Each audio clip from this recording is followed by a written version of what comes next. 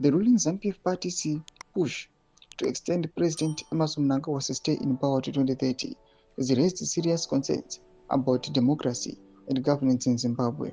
Sabina Mashukubdanyi Gochinzi Mnangagwa, term extension, good for nation, declares love more Matuke. Mashoko ashamisa vanhu kuchonekwa kunzi this state security, our minister ovundudza vanhu. It was subscribe or like or turn the bell icon. Tipina Mnamubdanyi Kwamchinzi. Critics argue the move risks postponing elections and consolidating power at the expense of the public.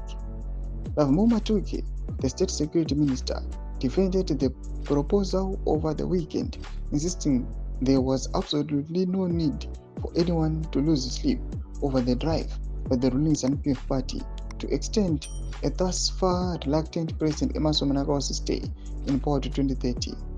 Speaking during a ZANU-PF Masvingo Provincial Coordinating Committee meeting on Saturday, Matuke also claimed that the extension would automatically result in the scheduled 2028 national elections being postponed. There is a lot of development taking place under the leadership of President Emmerson Mnangagwa, Matuke said. Resolution number 1 seeks to ensure that this progress continues under its visionary leadership.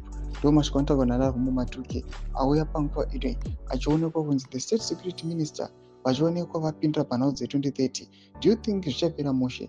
Do you think kuti any efforts angaitwa nema-opposition figures kana nema-civil society members kana nema-citizens are they going to take ground panguva inoi kuti zvichanyatso kuti tsvikiti here resistance iri kupwa nevanhu after kuonekwa kunzi even nema-state security ministers vaiva vachisapota the resolution number 1.